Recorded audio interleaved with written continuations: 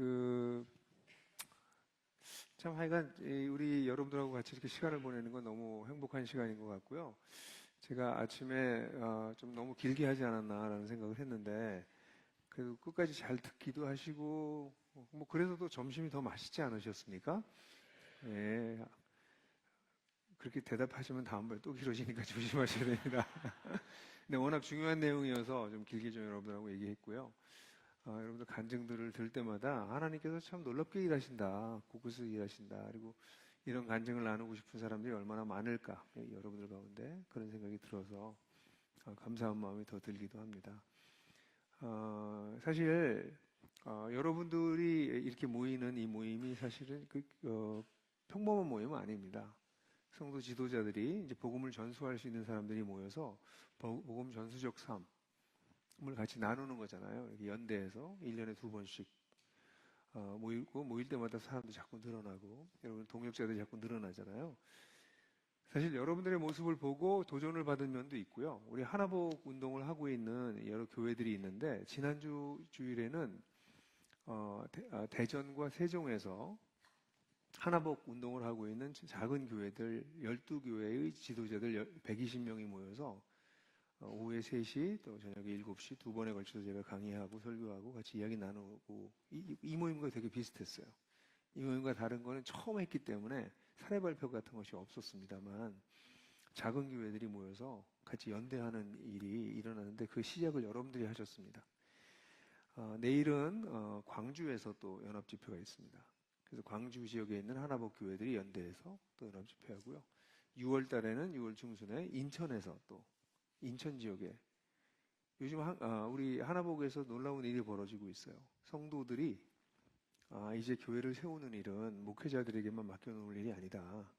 성도들이 함께 세우고 또 자신의 공동체를 세우는 것이 마땅하다라는 의식을 갖기 시작하고 그런 역량을 갖추기 시작한 성도들이 나오기 시작하고 있습니다. 그 일에 여러분들이 먼저 시작해 주셔서 한국교회에 좀 새로운 일들이 벌어지고 있지 않나. 또 여러분들 교회에서도 품앗이를 하잖아요. 풍삼기를 다른 교회 리더들을 풍삼기 해주고 하는 일들은 우리 하나복 교회로 번져서 하나복 교회에서도 서로 약한 교회 성도들에게 풍삼기를 해주고 입금을 해주고 그런 일들이 지금 곳곳에서 일어나고 있어요. 그래서 여러분들 이곳에서 일어난 일이 여기서 머물지 않고 그렇게 흘러가고 있다는 것 여러분들 기억하시고 또 기뻐하셔도 좋을 것 같아요. 자랑스러워하셔도 될 것 같고 이렇게 해서 육해공군에서 일어나는 하나님 나라의 운동이 결국 한국교회를 새롭게 하는데도 또 사용되지 않을까라는 기도를 합니다. 그러면서 아까도 광고를 하셨는데 여러분들 그 하나복 운동을 위해서 기도해 주십시오. 하나복 운동은 한국교회를 정말 살리고 싶은 운동이거든요. 저는 굉장히 부정적으로 보고 있어요. 한국교회 미래를. 사회학적으로 보면 지금부터 15년에서 20년 사이에 빠르면 한 10년, 뭐 길어도 20년 사이에 한국교회 성도들의 숫자는 500만 정도까지 줄 거예요. 그러니까 학자들마다 프로젝션 하는 그 속도가 다를 뿐 다 똑같이 지금 우리가 한 1,800만 뭐 그 정도 지금 쭉 줄어서 한 1,200만까지 줄었는데 이게 이제 500만까지 줄 거다. 그렇게 보고 있어요. 그러니까 한국교회는 그렇게 디클라이닝 하고 있고요. 그리고 여러분들이 아시는 것, 뭐 가끔씩 뉴스에 나오지만 이상한 얘기 너무 많이 듣잖아요. 이상한 교회, 이상한 목사. 목사들이 그러면 또 성도들은 또 얼마나 이상하겠어요. 호영호재하면서 이상한 사람들이 너무 많아요. 그런 상황이어서 교회는 점점 쇠퇴하고 있습니다. 그래서 15년 전후에서 500만 정도까지 줄 거고요. 우리 사회학적으로 그 500만 중에서 100만 정도는 이단이에요. 400만 남는 겁니다. 근데 지금 우리 한국교회 노령화 현상은 여긴 좀 덜한데 뭐 나이 드신 분들 너무 기분 나빠하지 마세요. 저도 나이 들었으니까. 근데 노령화 현상이 다른 한국교회가 사회보다 더 빠릅니다. 그러니까 3년 전인가 4년 전 통계에 의하면 한국 사회는 60세 이상이 32%입니다. 근데 교회는 52%예요. 거의 2배까지는 아니어도 그러니까 지금 한국교회 가면 60세 이상이 반이 넘는다는 거죠. 근데 우리 한국교회에 지금 새로운 사람 들어오지도 않고 젊은 애들 오히려 빠져나가고 있고 회심하는 사람들도 많지 않고 그러니까 지금 상태에서 15년 후가 올라가면 이 인구 분포도가 이렇게 되어 있는 그러니까 그대로 올라가는 거예요. 그럼 15년 후에는 60세 이상이 75% 정도 될 겁니다. 예? 지금 62%니까. 75% 낮게 잡은 거예요. 그럼 4명 중에서 3명이 60세 이상이라는 거예요. 400만 남은 사람 중에서 60세 이상이 300만, 60세 이하가 100만 남는다는 거예요. 상황이 어떤 상황인지 아시겠어요? 네? 그래서 이런 사회학적으로만 보면 이건 정말 끝났구나. 한국교회는 끝났습니다. 단 하나의 익셉션이 있을 수 있는데 만약에 지금의 추세를 놔두면 그렇게 되는 것은 피할 수 없는 사회학적으로 예측 가능한 결과인데 그러나 여러분들처럼 복음을 전하고 복음을 살아내고 그 살아낸 모습을 보고 누군가가 또 예수를 믿는 복음이 재생산되는 일이 한국교회에서 다시 일어나면 이야기는 달라질 수 있습니다. 기존의 많은 교회들은 무너질 가능성이 있어요. 그렇게 될 가능성이 많습니다. 그런데 일부 교회에서 살아있는 진짜 교회들은 하나님 나라의 복음을 정말 믿을 뿐 아니라 살아내고 살아내니 살아낸 모습을 보고 딴 사람들이 예수에 대해서 궁금증이 생기게 되고 그들에게 복음을 전해서 그들에게 회심이 일어나고 지금 여러분들 가운데서 일어나는 것처럼 그리고 그들이 다시 예수의 제자로 성장하기 시작하고 이런 일들이 벌어지면 그렇게 부정적이지만은 않습니다. 실제로 지난 2000년 동안 세계 교회사를 보게 되면 교회가 막 부흥해가지고 그 사회 전체에 아주 머저리티 대다수를 차지하는 때가 있었는데 그럴 때마다 교회는 늘 타락했습니다. 권력과 명예와 자본에 의해서 교회들은 타락했어요. 그럼 그렇게 타락하는 가운데 그럼 완전히 무너지냐? 아닙니다. 그 속에 놀랍게도 하나님은 늘 남은 자를 두셔서 남은 자들을 통해서 다시 복음의 본질에 천착하는 사람들, 그 붙잡고 있는 사람들 통해서 하나님께서 다시 일하셔서 거기서 새로운 일이 다시 일어나고 했어요. 그게 지난 2000년 동안 반복된 일입니다. 그러니까 지금 한국교회가 권력도 가지고 있고 돈도 엄청 많아요. 재산도 엄청 많습니다. 그래서 타락하고 있는 모습들을 보면서 한국교회가 저래서 쯧쯧쯧 하고 하실 필요 없습니다. 나는 어떻게 할 건데? 내 교회는 어떻게 할 것인데? 내가 속한 공동체는 어떻게 할 것인데? 그것이 우리의 과제지. 지금 그렇게 디클라이닝 하고 있는, 쇠퇴하고 있는 교회들을 보면서 냉소적이 되고 무관심이 되고 무기력해지고 비판하고 하는 것은 적어도 제 몫은 아닙니다. 전 바쁩니다. 바빠요. 왜냐면 여러분들 같은 분들이 곳곳에 계세요. 그분들과 함께 꿈꾸고 우리가 그루터기가 됩시다. 우리가 그루터기가 됩시다. 주님의 남은 자가 됩시다. 주님께서 다시 일하실 수 있는 그런 사람들이 됩시다. 네, 그런 생각을 우리가 하고 있기 때문에 저는 결코 우리 싸움이 겉으로 볼 때는 마치 우리가 이제 군소종교가 되는 거예요, 기독교가. 500만까지 떨어지면 군소종교가 되는 겁니다. So what? 여전히 살아있는 공동체들이 곳곳에서 하나님의 뜻을 이루어나간다면 겉으로 볼 때는 군소종교가 됐다 할지라도 오히려 더 강력한 영향력을 끼칠 수 있는 그런 날이 올 거라고 저는 믿어요. 자, 그렇다면 결국은 그런 거예요. 그렇다면 그런 공동체 어떻게 세울 건가 이런 얘기입니다. 또 다르게 얘기하면 우리가 오전에서 길게 얘기했지만 신앙생활은 교회 와서 하는 게 아니라 실제로 우리가 살고 있는 사회와 삶터와 일터에서 하는 거구나. 일상생활에서 하는 거구나. 이런 얘기를 우리가 나눴잖아요. 근데 그거 사실 살아나기가 쉽지 않습니다. 세상을 거슬러 올라가는 겁니다. 세상을 거슬러 올라가는 겁니다. 제가 아침에도 수영 얘기를 했지만 수영할 때 물을 거슬러서 수영해 보신 적 있으세요? 바다에서 제가 바다 수영을 좋아하는데 바다에서 가끔 수영하다가 조류를 잘못 만나거나 그러면 물을 거슬러 가야 됩니다. 아무리 죽어라고 해도 그 자리예요. 가질 않습니다. 거슬른다는 건 굉장히 쉬워요. 반대로 물이 이렇게 흘러가는 데서 그 스프링 같은 데서 물 솟아나오는 이 시내 이렇게 흘러나가는 데서 수영을 하면 날아갑니다. 이 물을 따라서 가면, 물을 흘러가면. 저병 같은 걸 하면 몸이 여기까지 나와요. 슉 날아와. 물이 밀어주니까. 세상을 따라 살면 신나요. 속도 빠르고요. 막 날아가고요. 근데 세상을 거서 살려고 그러면 앞으로 한 치도 못 나가고 그 자리에 서 있는 것 같은 느낌이 들 때도 있습니다. 이런 삶을 어떻게 살 수 있냐는 거예요. 생각보다 쉽지 않습니다. 그죠? 왜 크리스찬들이 세상에서 임시체류자와 거류자로 살지 않습니까? 그게 쉽지 않으니까. 그 쉬우면 누가 못하겠어요? 쉽지 않으니까. 근데 이 쉽지 않은 삶을 어떻게 살 수 있나요? 그게 공동체입니다. 예수님께서 이렇게 말씀하셨죠. 마태복음 16장에서 내가 이 반석 위에 교회를 세우겠다. 음부의 권세가 이기지 못할 것이다. 하늘의 열쇠를 너에게 주겠다.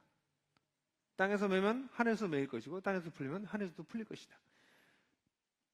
예수님이 하신 말씀을 잘 기억하셔야 됩니다. I will build my church. 내가 내 교회를 세우겠다. 이 반석 위에 예수가 그리스도라고 하는 고백 위에 내가 내 교회를 세운다. 누가 세우신다고요? 예수님이요. 누구의 교회를요? 예수님의 교회를요. 지금 그거 하고 계십니다.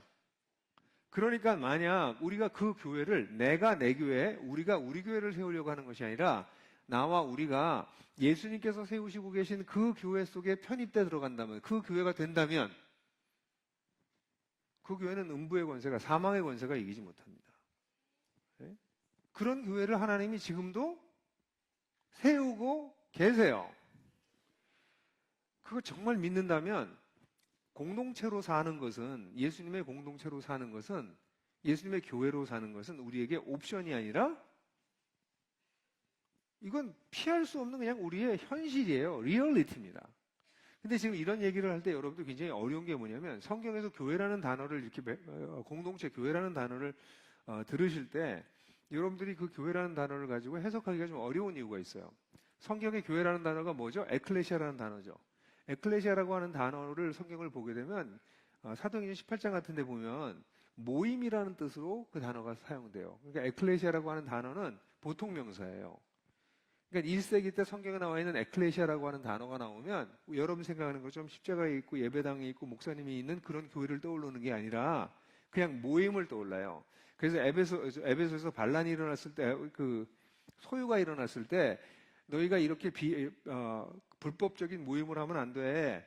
만약에 너희들이 할 얘기가 있으면 민회에 가서 얘기해야 돼. 그리고 집정관이 그래서 그 모임을 해산시켰다. 이렇게 지금 얘기한 거기에 나오는 세 단어가 다 에클레시아입니다. 민회, 불법적 모임을 해산시켰다. 그 단어가 다 뭐라고요? 다 에클레시아라고요. 예? 그러니까 이걸 교회라고 번역하면 안 돼요. 그러니까 1세기의 그리스도인들이 교회라는 단어를 딱 들었을 때 그들은 무슨 생각했냐면 공동체, 작은 모임, 어셈블리, 게더링, 사람들이 모여있는 걸 생각했어요. 근데 이 교회라고 하는 단어가 1세기 때 그렇게 사용됐던 것이 2000년이 지나면서 이 교회라고 하는 단어에 뭐가 붙기 시작했습니다.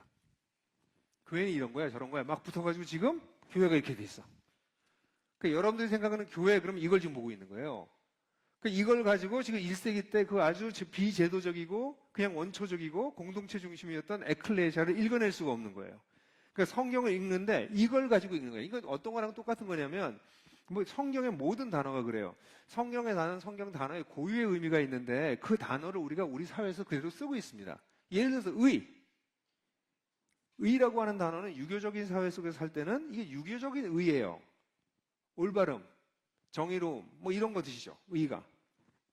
근데 성경에서 얘기하는 디카이오스네라고 하는 이 의라고 하는 단어는 하나님과의 바른 관계를 뜻합니다. 그러니까 의로운 그리스도인, 그러면 하나님과 바른 관계를 맺은 그리스도인을 뜻하는 것인데 우리가 살고 있는 사회에서 의라고 하는 단어는 유교적으로 흠을 잡을 데가 없는 도덕적인 사람 이렇게 되는 거죠.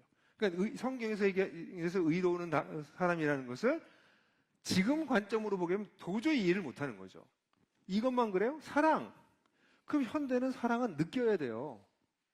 사랑은 느껴서 하는 게 사랑입니다. 그러니까 성경에 나와 있는 사랑을 이해를 못하니까 이런 질문을 하는 거죠. 뭐 사랑하고 싶은 마음이 안 생기는데 그런데 사랑하면 위선이 아닌가요? 뭐 이런 질문을 하는 거죠. 성경의 사랑은 느껴서 하는 게 아니라 결단하고 하는 겁니다. 사랑하기로 결단하는 겁니다. 풍성교에서도 많이 배우셨죠. 그러니까 사랑이라는 것은 내가 느껴서 하는 거는 아무나 다 하는 거다. 그건 사랑이라고 말하기 없다. 성경적인 사랑은 느낌이 없어도, 하고 싶지 않아도 우리 주님의 사랑을 받았기 때문에 사랑하기로 결단하는 것이다. 이게 사랑이잖아요. 그러니까 성경의 모든 단어가 그렇게 지금 우리가 살고 있는 세상에서 우리의 방식으로 해석해버리면 성경은 전부 다 왜곡돼 버립니다. 그 중에 대표적인 것 중에 하나가 교회예요. 교회는 뭐라고요? 그냥 하나님이 만드신 공동체예요. 왜 공동체가 형성됩니까? 우리가 하나님을 아버지라고 부르기 시작했으니까. 그 옆에 사람들이 다 누굽니까? 여러분 옆에 있는 사람들이. 형제자매라고 하잖아요. 진짜 형제자매 맞아요? 육체적으로는 아니죠. 근데 그리스도 안에서 진짜 형제자매가 된 거예요. 우리가. 그래서 하나님의 가족이 된 겁니다. 하나님 나라의 관점으로 얘기하면 뭐예요? 우리가 하나님 나라에 함께 속해서 하나님 나라의 시민이 된 겁니다. 하나님 나라의 새로운 공동체를 형성한 거예요. 이걸 누가 하셨다고요? 예수님이 하셨다고요. 그게 기독교입니다. 그래서 베드로전서를 보게 되면 우리가 어떻게 이 세상의 물을 거슬러 가면서 갈 수 있는가? 이거 버티면서 저항이 이렇게 강한 곳을 어떻게 버티며 갈 수 있냐? 그 힘을 어디서 얻을 수 있냐? 우리 혼자 못한다. 그래서 주님께서 공동체 세우셨다. 그 공동체 주님도 세우고 계시다. 아멘? 예, 그래서 우리가 그 공동체에 속하는 거예요. 그러니까 공동체라고 하는 것이 없으면 이걸 못 거슬러 올라갑니다. 거슬러 올라가지 못해요. 그냥 떠내려가지. 그냥 같이 붙들고 같이 갈 수 있는 사람들을 주님께서 만드신 것이죠. 그래서 이렇게 하나님 나라의 복음이라고 하는 것은 일단 우리에게 새로운 정체성을 부여하고 새로운 공동체를 주는 거예요. 그래서 베드로전서가 굉장히 탁월하다고 하는 이유가 이 세상에서 어떻게 살 건가를 4장 11절부터 2장 11절부터 4장 11절까지 중간 토막에 이렇게 얘기하는데 그 앞에 무슨 얘기를 하냐면 제일 먼저 우리가 어떻게 변했는지, 새로운 부르심을 받게 됐는지, 새로운 정체성을 갖게 됐는지 얘기하고, 두 번째 그 정체성을 가진 사람들이 어떤 공동체를 형성했는지 얘기하고, 그리고 난 다음에 2장 11절 12절에 사랑하는 자여 임시 체리와 임시 거류자가 된 너희들에게 권하노니, 그리고 원리를 얘기하고 그 다음에 강론을 쫙 얘기해서 4장 12절까지 얘기하는 거예요. 그리고 4장 12절서부터 뒷부분은 공동체에 대한 얘기를 하는 것입니다. 그러니까 이 베드로 사도가 가지고 있는 이 시각적인, 이 성경적인 틀이 굉장히 중요한 겁니다. 처음에 이런 공동체를 얘기하려면 많은 사람들이 실패하는 이유가 왜 실패하냐면, 야, 우리가 남이가 우리 좀 잘해보자. 공동체 해야지. 우리 교회 해봐야지. 그 인간적인 방법으로 공동체를 자꾸 하려고 드는 거예요. 그러니까 실패하는 거예요. 공동체가 되려면 처음에 내가 변화된 존재라고 하는 것을 먼저 확신해야 됩니다. 그래서 베드로 사도가 맨 처음에 얘기한 게 베드로전서 1장 1절부터 1장 앞부분인데, 이게 베드로전서의 가장 중요한 신학이 담겨져 있는 부분이에요. 그 부분을 한번 같이 읽어보겠습니다. 1장 1절 그리고 3절부터 9절까지입니다. 같이 읽는데요. 지금 보니까 아직 시작도 별로 안 했는데 약간 벌써 이 졸음 마귀와 좀 이렇게 좀 가까워지려고 하는 분이 한 3분 계세요. 이 시간은 사실은 굉장히 어려운 시간이긴 해요. 아침에 차 타고 오셨죠. 시간 지났죠. 점심 먹었죠. 그죠? 옆에 분 한번 잠깐 보실래요? 졸음마귀와 친해지려고 하는 분이 계시면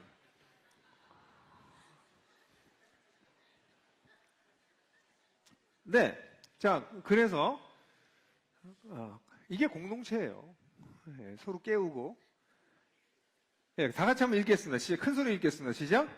예수 그리스도의 사도인 베드로가 택하심을 입은 이들 곧 본도, 갈라디아, 갑바도기아, 아시아와 비두니아에 흩어진 임시 체류들에게 하나님 곧 우리 주 예수 그리스도의 아버지께 찬양을 드립시다. 그는 그 크신 자비로 우리를 거듭나게 하셔서 죽은 사람들 가운데서 예수 그리스도의 부활하심을 통해 산소망과 썩지 않고 더러워지지 않고 사라지지 않는 유산을 주셨습니다. 이 유산은 여러분을 위해 하늘에 간직되어 있고 여러분은 하나님의 능력으로 믿음을 통해 보호되어 마지막 때에 나타나기로 준비된 구원을 얻을 것입니다. 이 안에서 여러분은 크게 즐거워합니다. 비록 잠깐 여러 가지 시련으로 슬픔을 당할 수밖에 없지만 여러분의 믿음의 연단은 불로 연단되어도 결국 사라지는 금보다 더 귀한 것으로 예수 그리스도가 나타나실 때 찬양과 영광과 존귀로 드러날 것입니다. 그를 여러분은 본 적이 없음에도 사랑합니다. 지금도 그를 보지 못하나 여러분은 믿으며 말로 다 표현할 수 없는 기쁨과 영광으로 크게 즐거워하니 이는 여러분의 믿음의 목표 곧 영혼의 구원을 받고 있기 때문입니다. 이 본문은 사실은 베드로전서에서 제일 중요한 부분입니다. 베드로의 신학적인 것이 가장 집중적으로 표현되어 있는 부분이어서 이 부분하고 그다음에 조금 잠시 후에 다룰 베드로전서 2장 앞부분하고가 굉장히 중요한, 신학적으로 중요한 본문이라고 말할 수 있어요. 이 본문에서 얘기하는 게 뭐예요? 우리가 놀라운 정체성을 갖게 됐다는 것이에요. 베드로 사도는 이 편지를 쓸 때부터 그랬어요. 이제 벌써 1년 전에 설교한 거여서 여러분들 1년 전에 공부한 것을 잊어버리겠지만 베드로 사도가 예수 그리스도 사도인 베드로가 엘렉토이스 택하심을 받은 자들에게, 근데 택하심을 받은 자들에게 그러고 난 다음에 그 다음 이어지는 단어가 임시체류자에게 이렇게 됩니다. 그래서 이 번역이 베드로전서 1장 1절 2절의 번역을 여러분들이 보시면 번역이 막 여러 번역들마다 달라요. 왜냐하면 이게 문법적으로 거의 불가능한 구조예요. 엘렉토이스 선택받은 자들아에게, 그런데 임시체류자야. 근데 임시체류자는 여기 흩어져 있는 자들이야.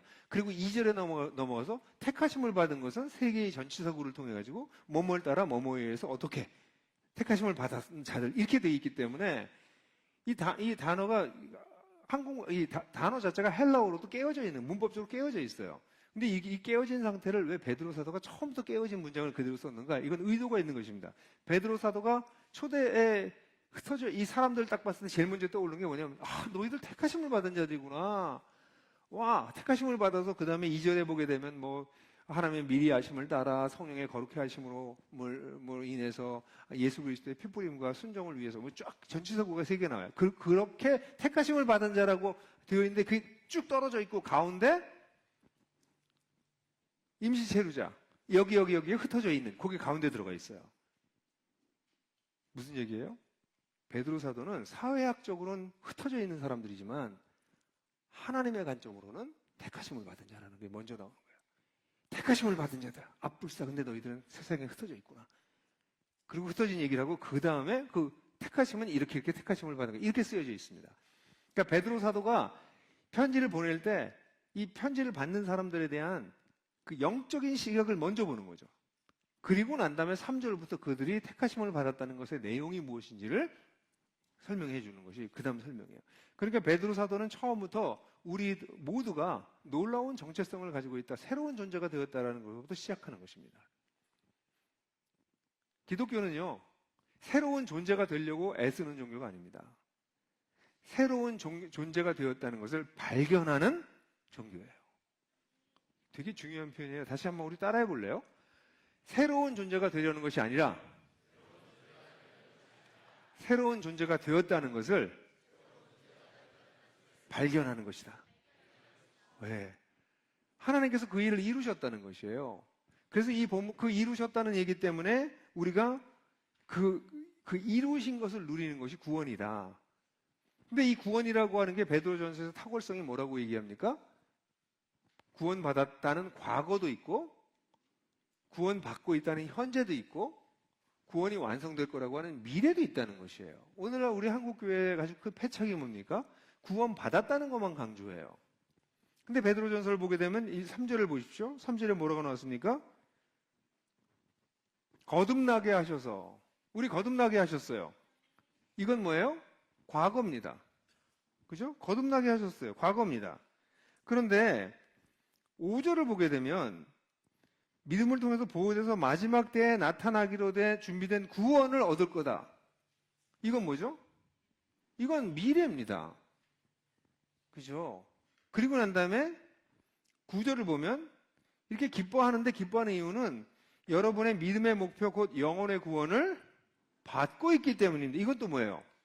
현재예요. 그러니까 자그마치 단 6절 안에 바울은 구원의 과거적 특성과 현재적 특성과 미래적 특성을 다 얘기하고 있어요. 이게 우리 임시 체류자들이 갖고 있는 구원에 대한 축복입니다. 우리는요, 예수 그리스도를 믿을 때 완전한 구원을 얻습니다. 그러나 이 구원은 우리 속에서 살아있는 동안 성장해 나갑니다. 온전해 나갑니다. 그래서 바울 사도가 이것을 너무나 잘 알았기 때문에 바울 사도도 이걸 뭐라고 얘기했어요? 두렵고 떨림으로 너희 구원을 이루어라 라고 얘기했죠. 그래서 이 구원을 이루어 나가다가 마지막에 어떻게 됩니까? 완벽한 구원을 받아요. 이게 기독교입니다. 그래서 이걸 이해하기 어려워하는 사람들이 많지만 그 꿈에도 나오는 하나님 나라라고 하는 그림표가 있잖아요. 꿈에 나오셨습니까? 하나님 나라 그림표로 이야기하면 너무나 잘 이해가 되죠. 혹시 준비가 됐는지 모르겠지만 준비 안 됐더라도 그냥 얘기할 수 있는데, 우리가 살고 있는 세상에 있고요. 그 세상을 살다가 예수 그리스도가 이 땅에 오셔서 십자가에 죽으신 것 그리고 부활하신 걸 통해서 우리가 뭘 발견해요? 하나님 나라가 시작됐다는 것을 발견하게 되죠. 하나님 나라가 시작됐어요. 근데 하나님 나라가 시작된 하나님 나라와 이 땅이 같이 공존하죠. 그러다 우리 주님이 다시 오실 때 하나님 나라가 끝나죠. 이거 처음 보는 분 계세요? 처음 보는 분 손 들어보세요. 조금 계시네요. 예. 괜찮아요, 여러분. 이제 빨리 따라잡아 보면 돼요. 근데 이 그림표에 의하면 우리가 살고 있는 세상과 새로운 세상이 지금 겹쳐 있는 거예요. 그리고 우리는 어디 속했습니까? 저 노란 줄에 속한 오는 세대에 속했어요. 이미 우리는 새로운 시대에 속했습니다. 근데 세상은 어때요? 여전히 세상이 있어요. 그러니까 우리는 저기가 우리 본향이야. 우리의 소속이야. 이 땅에, 이 초록색에 보이는 이 땅에서는 뭐 하는 거예요? 임시 체류자로 사는 거예요. 우리 구원은 어때요? 예수 그리스도의 십자가를 믿었을 때 구원을 받습니다. 우리 구원이 완성될 때가 언제예요? 우리 주님 오실 때예요. 그럼 그 사이에서는 무슨 일이 벌어지고 있어요? 구원이 완성돼 가고 있는 거예요. 그러니까 아까 한 형제도 그런 고백을 했는데, 법당 출신인 형제. 그 형제도 인생의 목표가 예수님 닮아가는 거구나. 하나님처럼 온전해지는 거구나. 인생의 목표가 그거구나. 성공하는 게 목표가 아니고 진짜 성공은 하나님을 닮아가는 거구나 라는 걸 좀 발견했다고 얘기하잖아요. 그게 우리 인생의 목적이 되는 거죠. 그래서 살아있는 동안 우리는 변화돼요. 이런 변화가 어디서 일어나요? 우리 사회에서, 우리 일터에서, 우리가 집에서, 일상의 삶 속에서. 그게 기독교입니다. 교회 와서 무슨 활동하고 봉사하고 하는 게 기독교의 전부인 것처럼 얘기하는 것은 기독교를 축소시켜서 너무나 많이 축소시킨 것이에요. 왜냐하면 하나님이 이런 놀라운 정체성을 우리에게 부여하셨고, 이런 정체성을 통해서 우리의 구원은 역동적으로 성장해 나가는 것이죠. 그래서 제가 만남 시리즈를 막 쓴 이유가, 만나지 않으면 변하지 않는다, 만남은 멈추지 않는다. 이거 다 제가 진 제목은 아니에요. 아까 어떤 자매가 간증하면서 너무 제목이 어렵다 그러셨는데, 원래는 예수를 만난 사람들, 그런 제목이었는데, 제 편집자가 목사님 그건 너무 뻔해요, 제목이.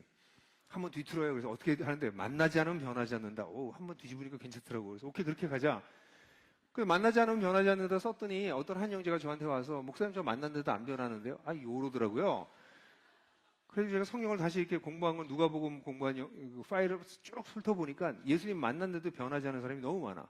그래서 그 시리즈는 만나도 변하지 않는다면, 이렇게, 만나도 변하지 않는다면이 원래 두 번째 시리즈였어요.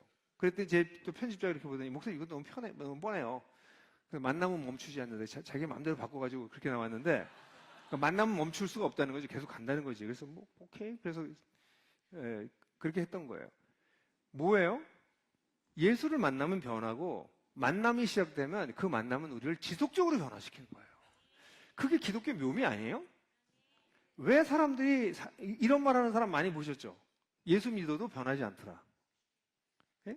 교회를 아무리 오래 다녀도 사람 변하지 않더라. 그런 얘기 많이 들어보셨죠? 그거 한 사람도 그렇게 말하고 다니신 분들도 계시죠? 여기에. 에이, 그런 말 했잖아. 왜 그런 줄 아세요? 그 사람들의 공통적인 특징은 자기가 안 변한 사람이에요. 자기가 안 변한 사람은 사람은 변하지 않는다고 그래요. 자기가 변하고 있는 사람들은 그 말 안 합니다. 자기가 변하고 있는 사람들은 사람은 변하구나. 예수로 말미암아 변하는구나. 그게 기독교 아닙니까? 근데 내가 변하는 게 없으면 기독교 믿기 참 그거 재미없지 않아요? 밤낮 도돌이표 하면서 교회 활동하면서 진 빠지면서 지치면서 우리가 변화되는 것을 주님께서 원하십니다. 그게 역동성이에요. 그러다 보니까 이런 변화를 일으키는데 아주 핵심 존재가 누구예요? 예수 그리스도예요. 사도 바울이 뭐라고 그랬습니까? 베드로랑 사도 바울은 언어가 다르지만 똑같은 얘기예요. 바울은 뭐래요? 우리가 하나님의 아들을 믿는 일과 아는 일에 다 하나가 돼요. 온전한 사람을 이루어 그리스도의 장성한 분량에 충만한 데까지 이르리니, 그리스도의 장성한 분량, 온전히 성숙하는 데까지 이르게 되기 위해서 첫 번째 되어야 될 게 그의 아들을, 하나님의 아들을 아는 것과 믿는 일. 그래서 우리가 하나가 되는 겁니다. 그래서 온전한 사람을 이뤘다는 건, 온전한 사람은 공동체를 이뤘다는 거예요. 그러니까 바울은 그렇게 얘기했는데 베드로는 뭐라고 얘기해요? 이렇게 너희에게 구원을 가져다 주신 예수 그리스도를 8절에 뭐라고 얘기합니까? 이 구절은 너무 아름다운 구절이죠. 그를 여러분은 본 적이 없음에도 사랑합니다. 지금도 그를 보지 못하나 여러분은 믿으며 말로 다 표현할 수 없는 기쁨과 영광으로 즐거워합니다. 그러니까 우리 기독교라고 하는 여러분 기독이라고 하는 단어가 크라이스트, 그리스도라고 하는 단어의 한자인 건 아시죠? 예? 기독교라는 것은 그리스도교를 한자로적으로 표현한 거예요. 그리스도는 누구예요? 메시아이세요. 하나님 나라를 이 땅에 가져오신 메시아. 그 기독교는 그냥 그리스도예요. 그리스도교입니다. 기독교예요. 그러니까 예수가 이 모든 것을 가능하게 하신 분이기 때문에 그리스도인들은 예수님을 사랑해요. 보지 못했지만, 아직 만나지 못했지만 예수님을 사랑하는 거예요. 그러니까 크리스찬들이 성장하는 크리스찬들을 보면 예수를 사랑해요. 그분을 더 알아가.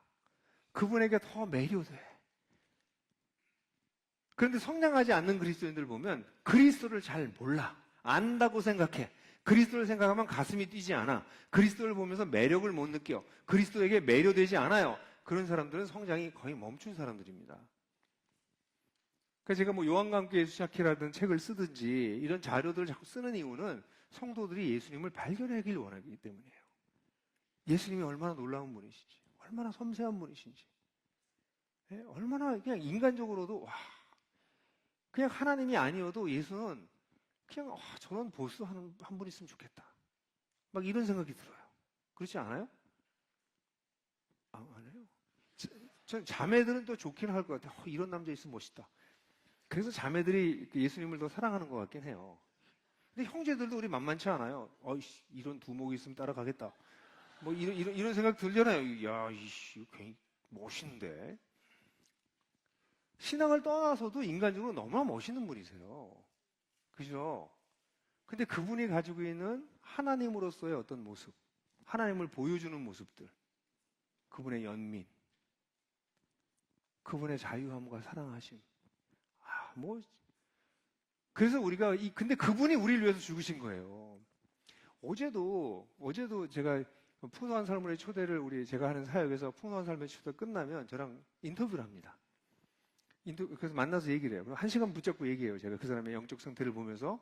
그럼 보통도 이제, 리시브 한 사람이나 리조이스 한 사람들 안 만나요. 근데 리시브와 리서치 사이에서 헷갈리는 사람들 만나서 얘기합니다. 근데 그런 얘기 해요. 하나님이 널 위해서 돌아가신 게 아니야. 왜? 그건 무슨 소리야? 하나님이 인류를 위해서 돌아가셨어. 이 깨지고 상한 모든 인류를 위해서 돌아가신 거야. 그래서 이 인류를 구원할 수 있는 길을 여셨는데 네가 그걸 발견하고 그 놀라운 그랜드 하나님의 플랜에 껴묻혀 들어가는 거야. 그러니까 하나님이 날 위해서 이 땅에 오셔서 내 죄를 위해서 돌아가셨다는 고백은 너무 하나님이 사랑스러워서 1인칭으로 그렇게 시적 표현을 하는 거지, 그렇게 표현하기에는 하나님은 너무나 크신 분이고 너무나 놀라운 일을 하신 거야. 이 깨지고 망가진 세상을 회복하기 위해서 인류의 죄를 지고 돌아가셔서 인류를 구원하려고 하셨는데, 이것을 받아들이는, 이 복음을 받아들이는 너는 이제 이 놀라운 사실에 껴묻혀 들어가는 거야. 우리가 거기 어디 감히 들어가니? 여러분, 기독교는요, 그런 하나님이에요. 세상을 회복하고 계시는 하나님. 그 하나님 편이 되는 것입니다.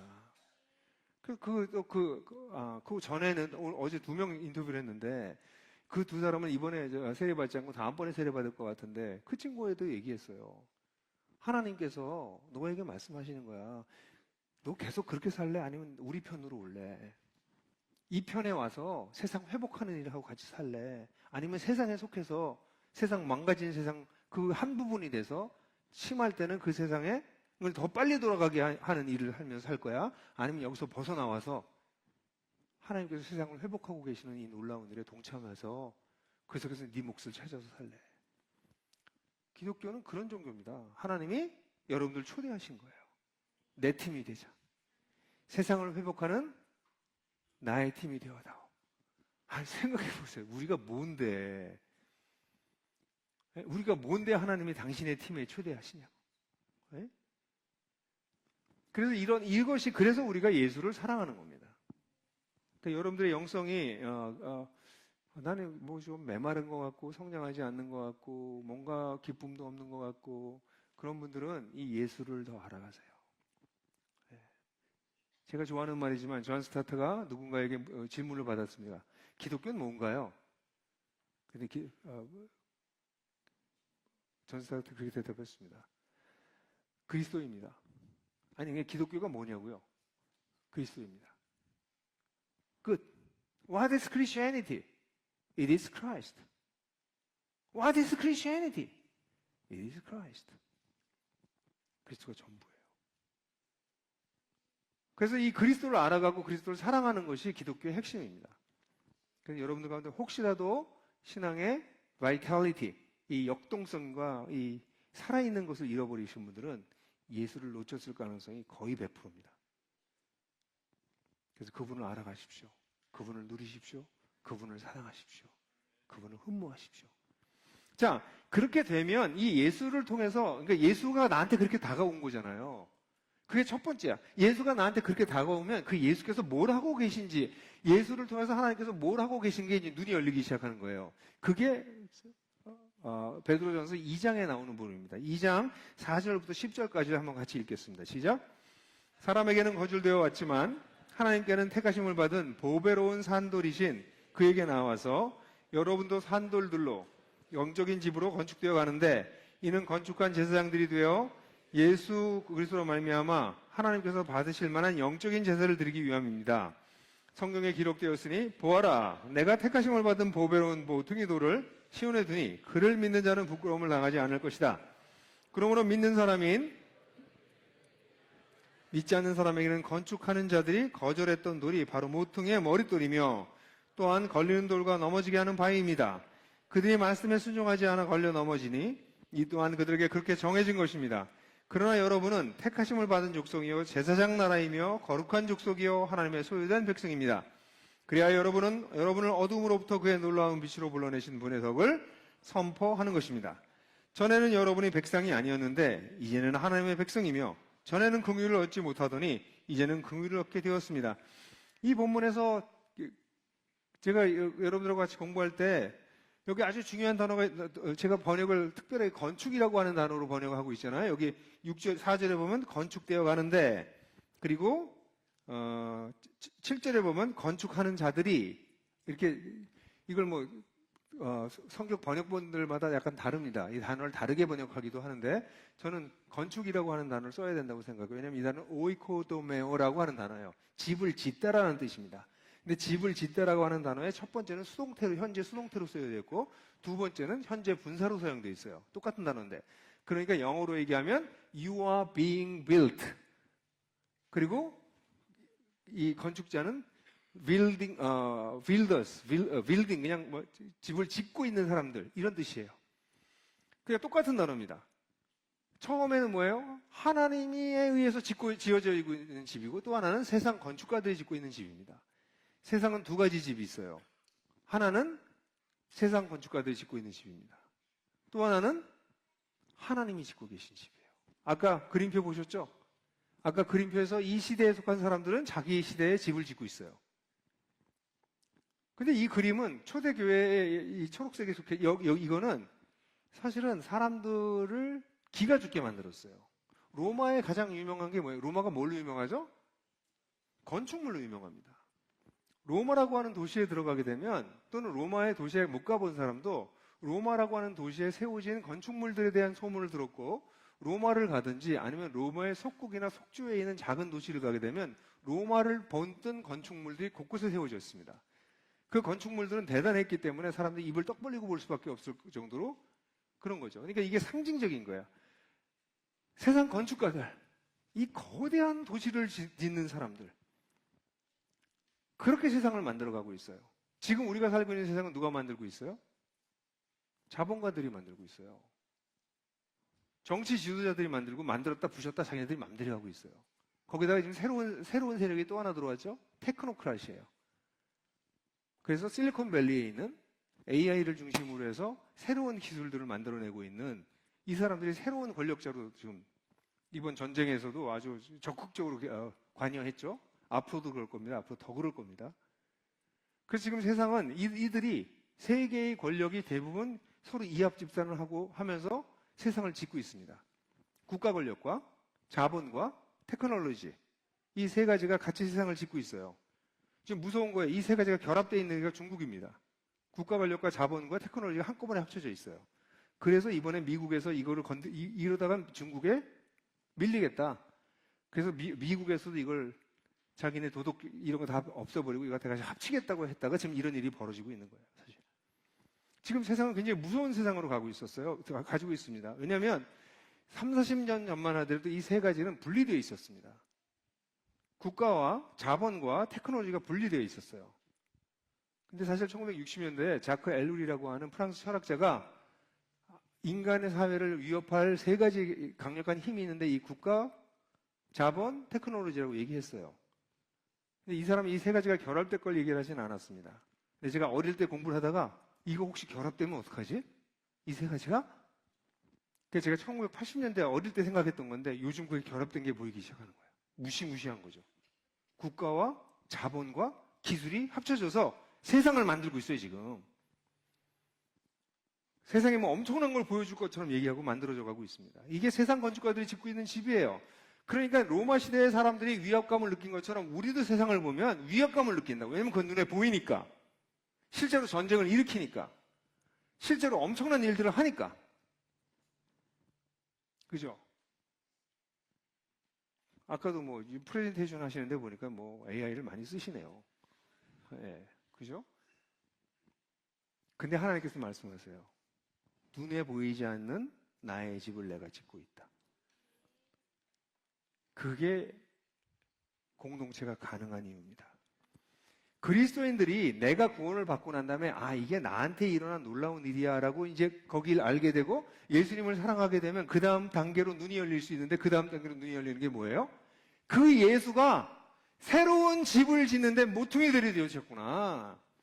그분이 산돌이 되시고 우리가 산돌들이 돼서 그분께 나와서 신령한 집으로 영적인 집으로 지어져 가는구나 우리가.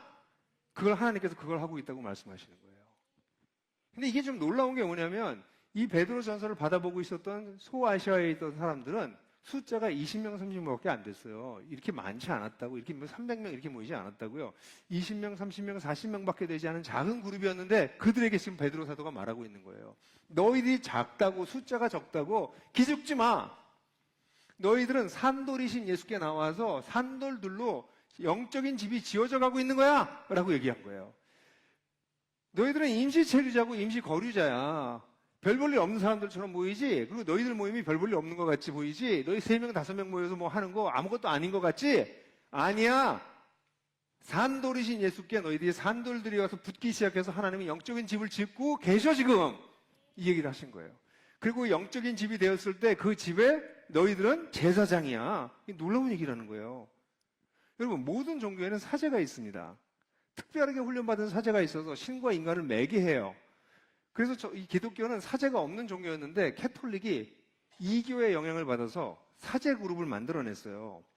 그래서 천주교는 1500년 동안 사제가 중심이 돼서 하나님과 인간을 연결시켰습니다.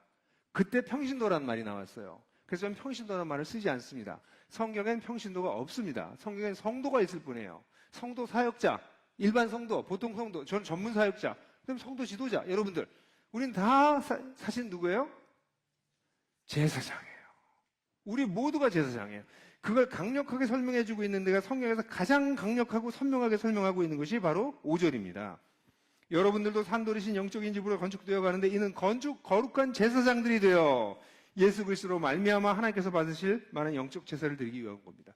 우리로 하여금 영적 제사를 지내도록 우리 모두를 뭘로 삼으셨다고요? 제사장으로 삼았다고. 영적 제사가 뭐예요? 하나님께서 받으실 만한 제물을 드리는 거예요. 하나님께서 가장 기뻐하시는 제물이 뭐예요? 하나님을 알지 못하는 사람들이 하나님을 알게 돕는 것. 그들이 성장해서 세상 속에서 자기 역할을 하면서 1터와 3터에서 하나님의 증인으로 살아가는 것. 그들의 공동체가 세워져서 그들을 품고 그들을 잘 성장할 수 있게 도와주는 것. 이런 것들이 열매입니다. 우리의 인생이 바뀌고 그래서 다른 사람의 인생이 바뀌고 내가 공동체를 세우고 그 공동체에 사람들이 들어오게 되고 이게 영적인 제사예요. 그걸 누가 한다고요? 목사가 하는 게 아니라 성도들이 한다고. 우리 모두가 한다고. 그게 성경의 비전이에요. 그러니까 여러분, 하나님은 이 일을 지금 하고 계세요. 이 일을 하고 계세요. 그러니까 우리 그리스도인은 어떤 사람들이냐면 하나님 하고 계신 일 옆에 붙어 있는 사람들이에요. 저보고 어떤 사람이 그래요. 뭐든지 저도 은퇴하는 날이 오긴 하겠지만, 목사님은 지금 나이가 자꾸 들어가시는데 왜 일을 자꾸 만드세요? 왜 새로운 일을 자꾸 하세요? 이젠 좀 정리하셔야 될 때가 아닌가요? 저한테 그렇게 정말 진지하게 얘기하는 친구가 있어요. 그럼 제가 그렇게 얘기해요. 근데 하나님이 아직 일을 정리를 안 하셔. 내 주님이, 내가 그래도 평생 주님이라고 고백하고 살았던 우리 하나님께서 지금도 치열하게 일하고 계시는데 아직 나 힘도 남았고 나 에너지도 남았는데 내가 왜 쉬어? 그리고 여러분, 일이라고 하는 건 뭐예요? 나의 정체성이에요. 저는 워커홀릭 아니에요. 저 노는 거 좋아해요. 김용구 장로님은 조금 워커홀릭 아닌가요? 장로님도 노는 걸 안 좋아하더라고요. 그죠? 안 좋아하죠? 워커홀릭인 것 같아. 그래서 장로님하고 몇 번 만나서 놀려고. 왜냐면 장로님이 제가 풍상비 입금이요 했거든요. 그 장로님은 나이랑 저랑 한 살밖에 차이가 안 나서 제가 더 늙었어요. 네. 그래서 만나서 좀 놀려고 그러면 장로님은 나를 붙잡고 계속해서 질문해. 사역에 대해서 계속해서 질문하고 전략 계속 같이 짜재요. 난 좀 놀고 싶은데. 그래서 노는 거 좋아해요. 그만큼. 장로님보다 훨씬 좋아해. 근데 우리 주님이 일하시잖아요. 그러니까 쉬지 못하는 게 아니라 저도 안 쉬고 싶어요. 내가 사랑하는 분이 열심히 일하시는데 왜 내가 안 해? 그리고 그분이 하는 일이 너무 가치 있는데, 뭐 딴 거 하고 여행 다니고, 그게 뭐 그렇게, 여행도 어쩌다 한 번 가는 게 좋지. 매주 골프 치러 다니고, 제가 그랬어요. 그거 화려한 무료함이다. 너무 화려한 무료함이다. 아니, 그러니까 일이라고 하는 것은, 우리가 하는 일이라고 하는 거는, 돈을 버는 돈을 버는 게 일이 아니라 내가 어떤 생산성 있는 어떤 가치를 만들어내는 게 일이에요. 그렇죠? 돈을 버는 게 일이다 하는 건 자본주의 얘기고, 가치를 만들어내는 게 우리 일이에요. 그 일을 통해서 뭐 하는 거예요? 하나님의 일에 동참하는 거예요. 근데 여러분들이 지금 제사장이 되기 시작한 건 뭐냐면, 복음을 전하고 사람을 키우고 공동체를 세우는 걸 배워나가기 시작하잖아요. 거기 은퇴가 어딨냐고. 그 은퇴를 왜 하냐고. 나이가 든다고. 이 재미있는 거를. 이 가치 있는 일을. 그래서 놀랍게도 예수를 60대가 넘어서 예수를 믿으신 분들, 최근에 제가 한 분 만난 분인데 그분이 저한테 그런 얘기를 해요. 목사님, 저는 이제부터 열심히 일하렵니다. 저 평생 주님과 상관없이 살았습니다. 근데 60에 주님을 알게 됐는데, 이 주님 사람들에게 전할 수만 있으면 열심히 전하겠습니다. 제가 전하지 못하는 나이가 될 때까지 열심히 전하고 같이 예수님 따르는 삶을, 격려하는 삶을 살아보고 싶습니다. 제가 나이가 60 먹어가지고 새로운 꿈이 생겼습니다. 그게 복음을 만난 사람들의 특징입니다. 그게 제사장인 거예요.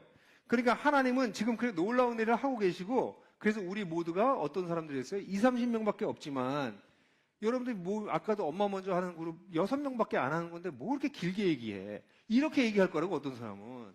아니, 한 6,000명쯤 모았어? 그럼 나와서 간증할 만한데 6명 데리고 시조만 얘기해가지고 뭘 그렇게 길게 얘기하니? 이렇게 얘기하는 게 세상 사람들이라고. 근데 그게 하나님이 일하시는 데라고요.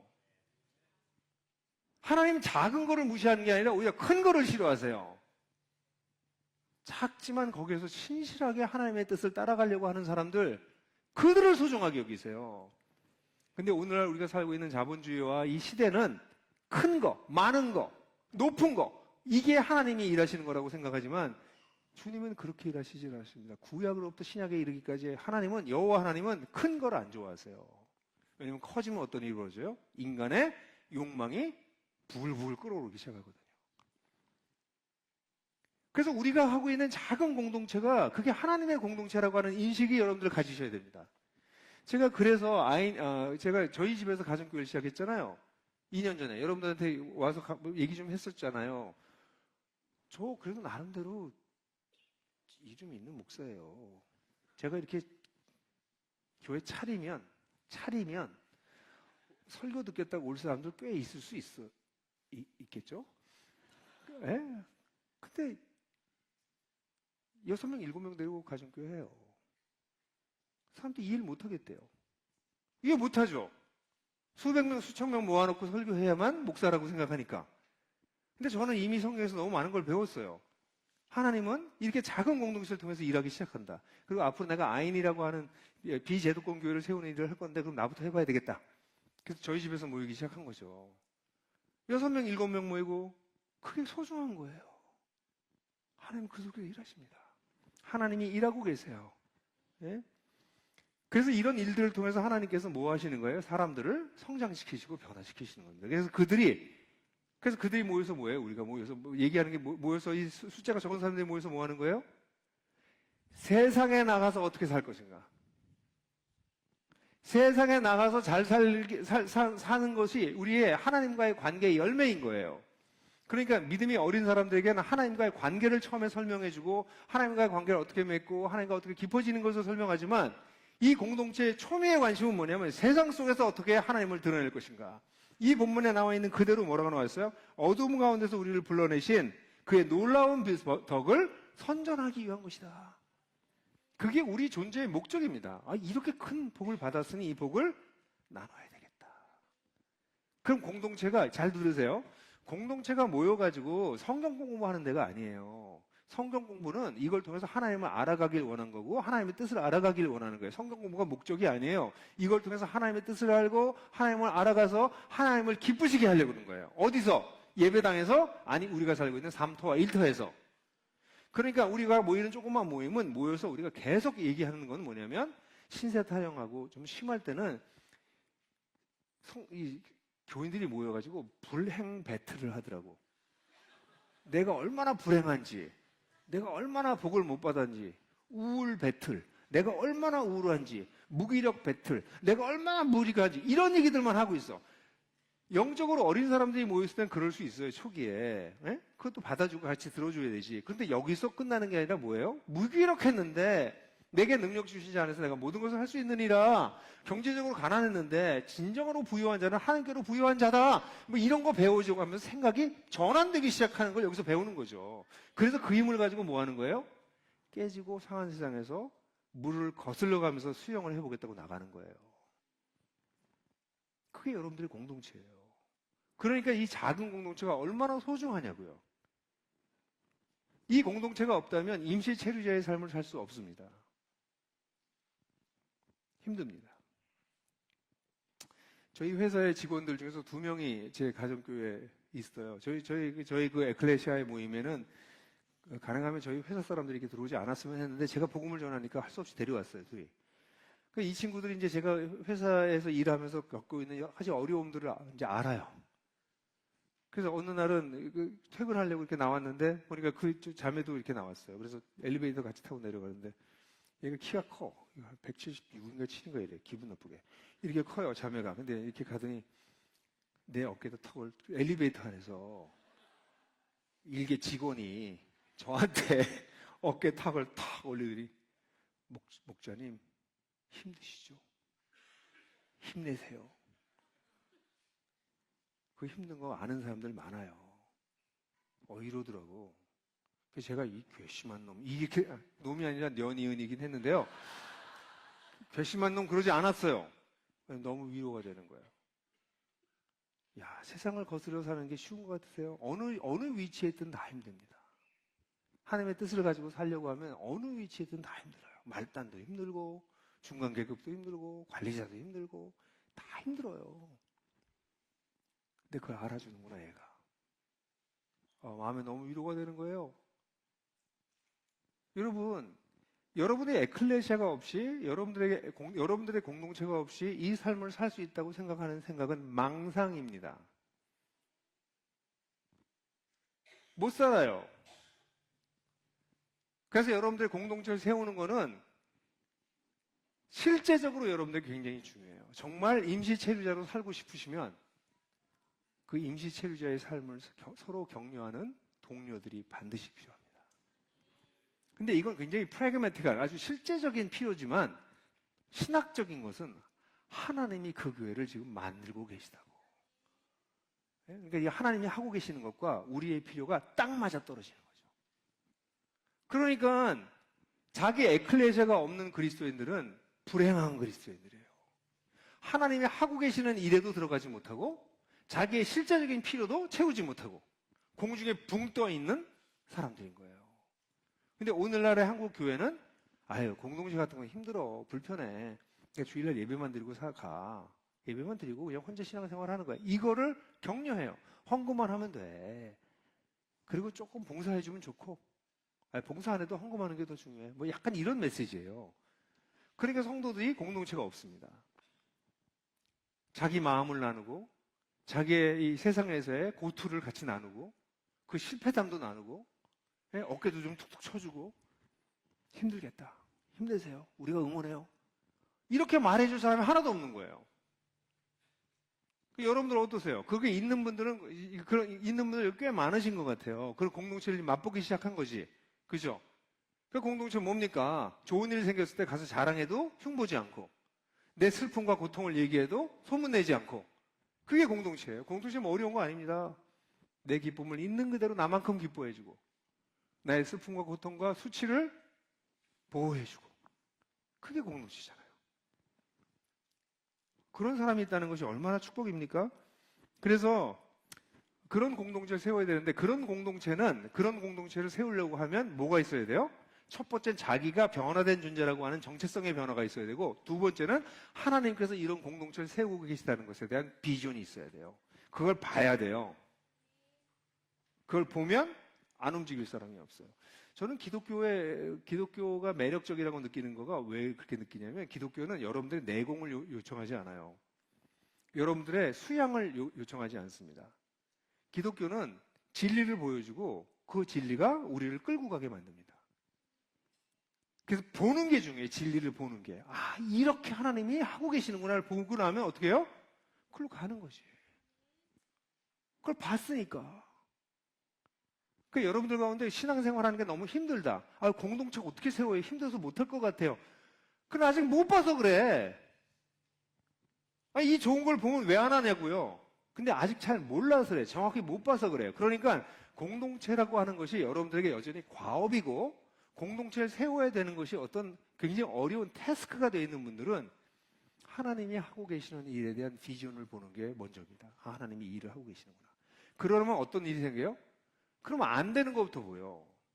안 되는 이유부터 보여요. 그 안 되는 이유를 어떻게 해결할 거냐? 그 다음 구절이에요. 자, 12절서부터 19절까지 같이 읽겠습니다. 시작. 사랑하는 자들이여, 여러분을 시험하려고 다가오는 여러분 가운데 있는 불같은 시련에 이상한 일이 여러분에게 일어나듯이 놀라지 마십시오. 그러나 여러분은 그리스도의 고난에 동참하는 것만큼 기뻐하십시오. 이는 그의 영광이 나타날 때 여러분들 또한 크게 즐거워하며 기뻐하게 하려는 것입니다. 만약 여러분이 그리스도의 이름으로 모욕을 당하면 복이 있는 사람들입니다. 영광의 영, 곧 하나님의 영이 여러분 위에 머물러 계시기 때문입니다. 여러분 가운데 아무도 살인자나 도둑이나 악행하는 이나 남의 일에 간섭하는 자로 고난을 당하지 마십시오. 그러나 남의 그리스도인서라면 부끄러워하지 말고 도리어 그 이름으로 하나님께 영광을 돌리십시오. 하나님의 집으로부터 심판을 시작할 때가 되었기 때문입니다. 만일 우리에게 먼저 시작되었다면 하나님의 복음에 순종하지 않은 자들의 마지막은 어떠하겠습니까? 그리고 만약 의인도 겨우 구원을 얻으면 경건하지 않은 자와 죄인들은 어디에서 서겠습니까? 그리고 하나님의 뜻을 따라 고난을 받은 자들은 선한 일을 행하며 자신들의 영혼을 신실하신 창조주께 맡기십시오. 여러분 보세요. 사랑하는 자여, 그러고서 여기 이 4장 12절에서 19절 얘기할 때 제일 먼저 얘기하는 게 뭐냐면, 앞으로 네가 시련이 계속 올 거야, 이 얘기를 하는데, 이거가 정치적으로 나중에 네로 박해와 도미티안의 박해를 예고한 걸로 보여질 수 있습니다. 근데 이거는 그 네로나 도미티우스 황제로 인한 정치적 박해뿐만 아니라 모든 그리스도인들에게 다가오는 것이에요. 그래서 1장에서도 여러분들이 잠깐 보셨겠지만, 너희가 잠시 환난을 당할 수밖에 없지만, 슬픔을 겪을 수밖에 없지만, 그래서 우리에게 그리스도인에게는 뭐예요? 어려움이 상수예요. 어려움이 상수예요. 첫 번째, 그냥 이 세상에서 그리스도인답게 살려고 하는 거에도 어려움이 따릅니다. 뿐만 아니라 주님의 뜻을 따라서 뭔가를 시도하려고 그러면 또 어려움이 닥쳐요. 그러니까 어려움이라고 하는 건 늘 우리에게는 늘 내 친구다. 쉬운 거 없다. 다 어려운 게 원래다. 자, 여보세요. 여보십시오. 이런 마음이 있어야 돼. 그리스도인 살기로 했으면 이제 어려움은 그냥 다 치고 간다. 기독교를 이상하게 가르쳐서 예수를 믿으면 이제 어려움이 없어질 거라고 가르쳐요. 그게 아니라 기독교를 믿으면 이제 어려움이 나한테 달라붙겠다. 이제 나한테 그냥 계속 오겠다. 그래서 난 그냥 이거 치고 가겠다. 어려움은 상수다. 나에게. 고정 변수다. 라고 생각하셔야 돼요. 기분 나쁘세요? 예수 믿으면 좋아질 줄 알았는데 아니야? 아니에요. 어려운 일이 분명히 그냥 있습니다. 근데 그 일을 우리가 계속하는 이유가 뭐예요? 바울이 뭐라고 얘기합니까? 그러나 여러분은 그리스도의 고난에 동참하는 만큼 기뻐하십시오. 우리가 이 땅에서 선을 행하다 당하는 어려움들은 그리스도의 고난에 동참하는 것입니다. 와, 놀라운 거예요. 그리스도의 고난에 동참하는 거예요, 우리가. 여러분들이 당하는 어려움을 재수가 없어서 당하는 거라고 생각하시면 안 됩니다. 그걸 해석해낼 수 있는 힘이 생기셔야 돼요. 내가 겪는 어려움, 힘든 거, 내가 그리스도의 고난에 동참하는 거다. 제가 사역적인 얘기도 많지만, 사역은 우리 사역자들한테 얘기할 때 간증이 있지만, 직장에서 일하면서 어려움이 많아요. 직장에서 일하면서 오해를 많이 받습니다. 그리고 직장에서 이제 처음에는 오해를 많이 받았어요. 왜 목사가 회사에 들어와서 일하나? 저 사람 왜 저러냐? 저 사람 뜻은 딴 데 있을 거다. 그래서 저의 사람이 제일 섭섭할 때가 그때잖아요. 자기 진심을 안 알아줄 때. 이거 꽈서 볼 때. 그때 진짜 힘들지 않습니까? 나는 죽으라고 열심히 했는데, 아니, 그걸 안 알아줘. 그럼 너무 슬프지 않아요? 아, 그런 적이 없으세요? 별로 진심으로. 그냥 너무 슬펐어요. 근데 이제 점점 제 진정성을 이해하고 있어요. 그런데 이제는 또 어떤 중요한 결정들을 계속 내려야 돼요. 회사의 시스템을 더 하나님 나라의 가치가 드러나는 가치관을 만들려다 보니까 저희 회사가 다른 회사랑 다르거든요. 그러니까 우리 임직원들조차도 다른 회사랑 자꾸 비교하려고 그래요. 그리고 아니, 다른 회사랑 다른 회사다. 패러다임이 다른 회사다. 이렇게 멀티플 리더십으로 가는 회사가 어디냐. 그러니까 우린 전혀 다른 시스템이다. 그러니까 다른 시스템을 계속 만들어내야 된다. 그럼 저는 그것 때문에 고민해요. 어떻게 건강한 시스템을 만들까? 아침에 기도할 때 켜가지고 하나님 앞에서 기도해요. 답이 안 보여. 막 힘들어.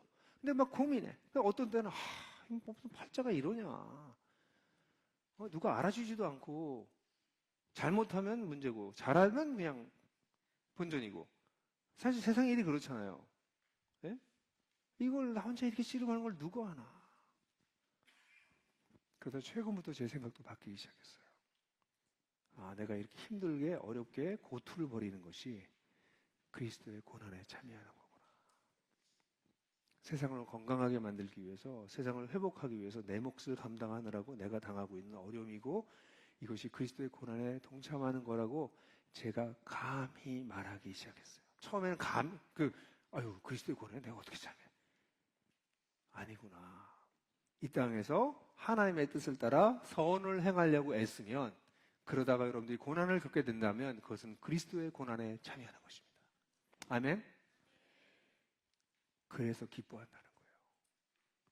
근데 이 놀라운 얘기는 바울도 똑같이 로마서 5장에서 그렇게 얘기하지 않습니까?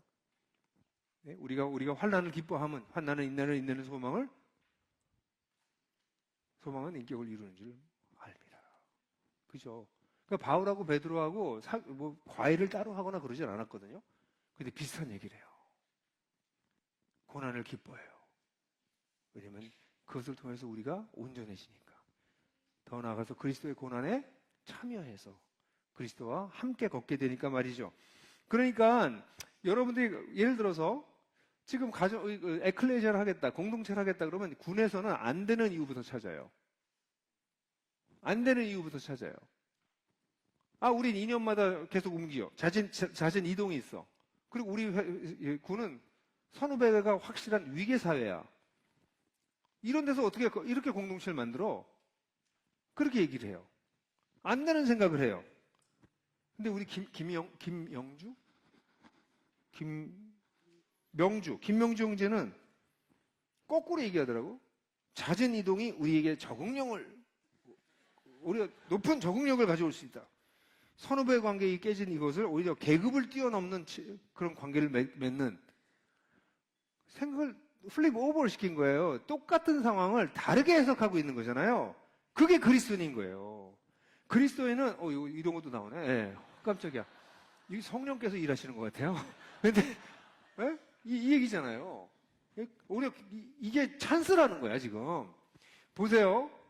그리스도인들은 고난을 겪는 것들을 통해서 오히려 우리가 가지고 있는 하나님 나라를 세상에 빛나게 만듭니다. 우리는 계속 안 되는 것을 얘기하고 이래서 안 돼, 저래서 안 되라고 얘기하는 사람들이 아닙니다.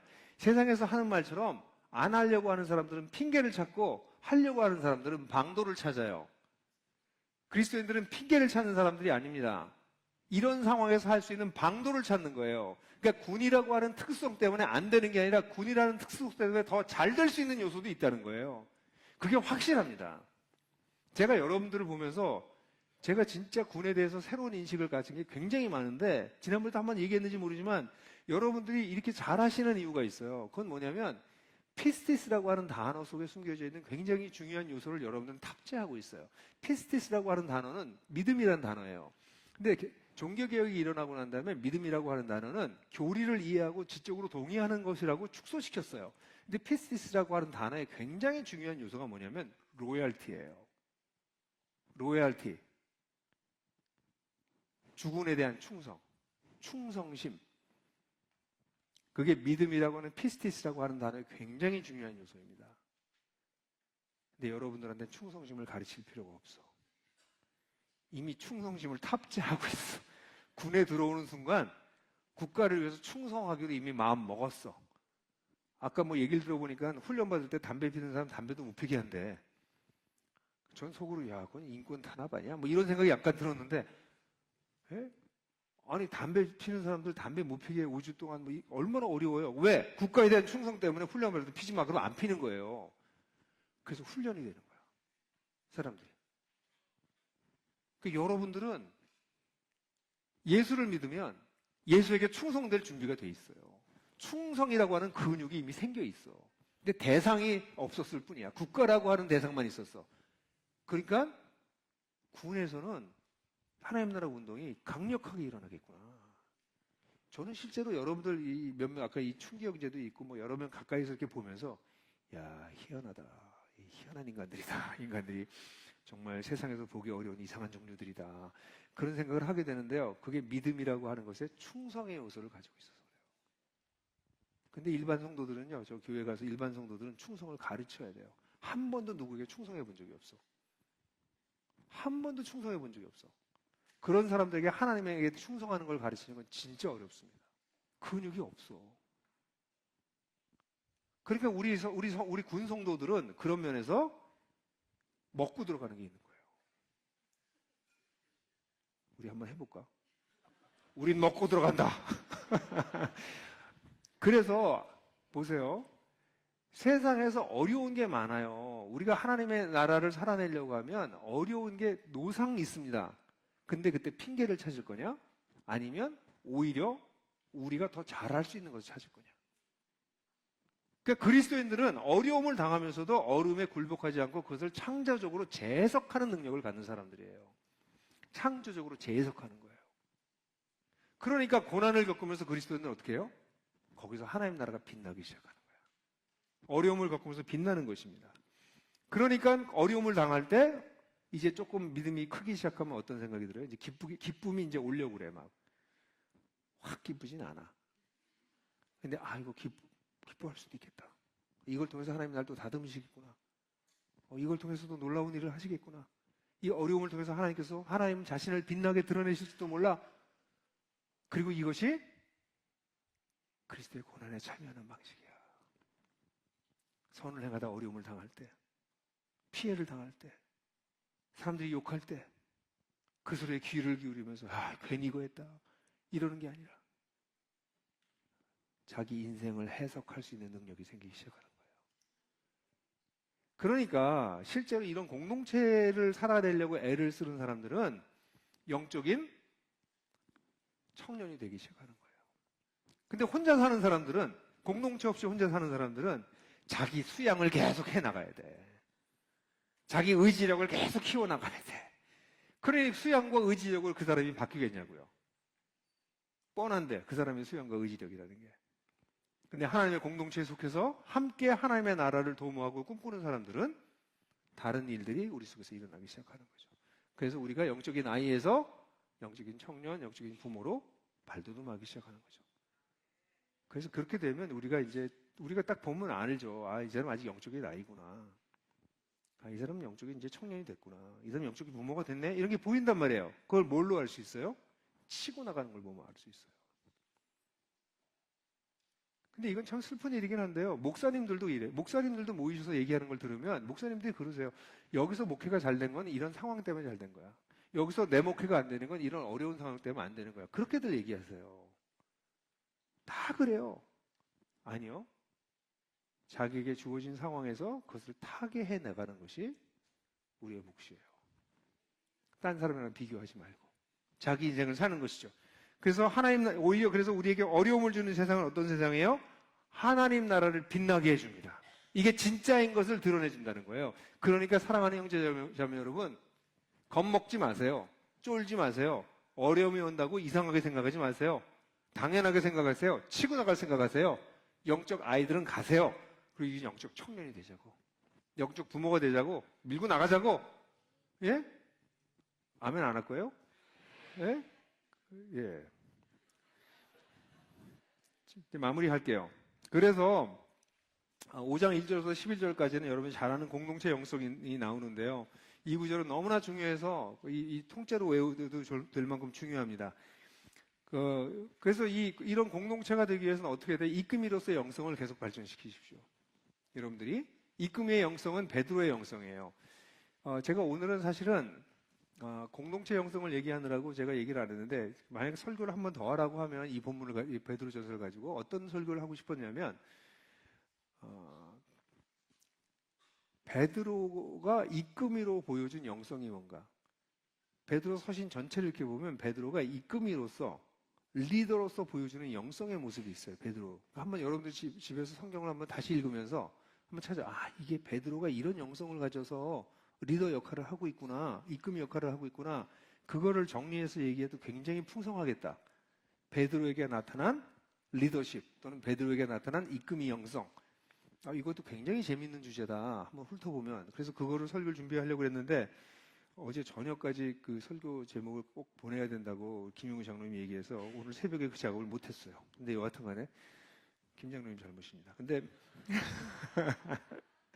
그래서 여러분들 이끄미의 정체성이 선명해져야 돼요. 여기 보면 베드로가 자기 자신을 뭐라고 얘기하는지 제 책에 다 있으니까 그 얘기를 반복하지는 않겠어요. 이끄미로서 정체성이 선명해져야 됩니다. 저는 아까 우리 혜준 형제가 그 얘기 중에 너무 재밌었어요. 혜준 형제가 자기 엄마에게 자기 엄마를 소개한 것 같다 이런 얘기. 그 표현 너무 재밌는 표현이어서 그죠? 이끄미들 자기의 육신의 어머니와 또 자기의 영적인 영향을 줬던 분하고 이렇게 연결시키면서 현옥자매, 그다음에 우리 현준 형제의 어머니 이렇게 연결시켜줘서 이끄미 따르미가 될 수 있게 도와주는 거, 그거 너무나 아름다운 것 같아요. 그리스도인이 살면서 이끄미가 되는 것만큼 아름다운 일이 없어요. 왜냐하면 내가 그 사람에게 이끄미 됐다는 게 중요한 게 아니라 나와 그가 주님을 같이 따라갈 수 있는 동반자를 찾았다는 거예요. 아까 충기 형제가 얘기했던 간증 중에서 제일 중요한 파트가 뭐냐면, 이거 종교적인 열심으로 풍성기를 할 수도 있고요. 나를 드러내기 위해서 열심히 할 수도 있어요. 처음엔 그렇게 다 해요. 그거 다 가짜가 아니에요. 하나님 다 그거 쓰세요.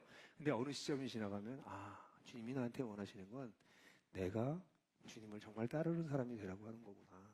이 사람을 주님 따라가라고 하는 게 아니라 나가 주님을 따라가는 게 정말 중요하구나. 이런 건 이제 알기 시작하게 되면 이 제자훈련의 본질을 알기 시작하는 거예요. 그래서 이끄미의 영성을 가지십시오. 이끄미의 정체성을 갖고 그다음에 이끄미로서 사역하는 걸 배우기 시작하세요. 이끄미의 사역이 뭐예요? 진리 위에 그 사람을 세워주는 거예요. 우리가 사람을 만나서 위로해 줄 수도 있고 밥을 사줄 수도 있고 영화를 보러 갈 수도 있고 할 수 있는 일이 많아요.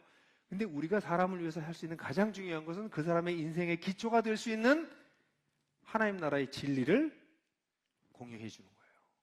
그래서 그 사람도 꿈꿀 수 있게, 그 사람도 하나님 나라의 기초에서 살아갈 수 있는 걸 도와주는 것이 이끄미 사역의 핵심인 거죠. 그리고 난 다음에 이런 것들을 이끄미로서 배우는 것과 함께 따르미의 영성을 계속 가져야 됩니다. 제가 이충기 형제 얘기를 한번 다시 할 수밖에 없는 거는, 이충기 형제는 굉장히 많은 사람들에게 18명인가 뭐 그 이상의 숫자에게 풍삼기를 입금을 해줬어요. 18명 많은 것 같긴 하지만 뭐 우리 제 제자들 가운데서는 50번, 100번 정도 한 사람들도 있어요. 그러니까 이제 못 세죠.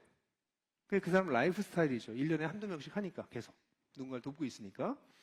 근데 보통은 이게 입금 일을 해주고 난 다음에 이제 끝나요.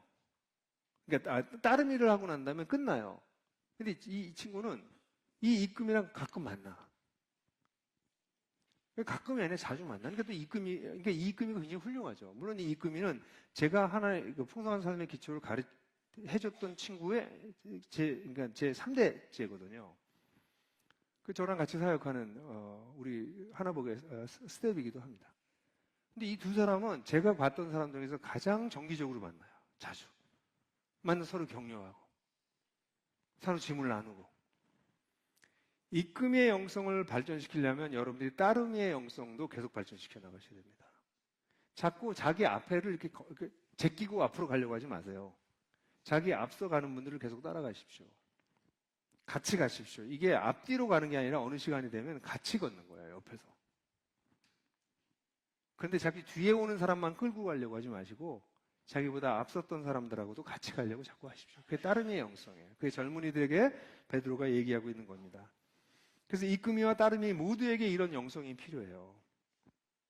하나님의 능하신 손 아래서 잠잠하고 사탄의 괴계를 같이 파악하고 같이 싸우고 하는 것이 필요합니다. 제가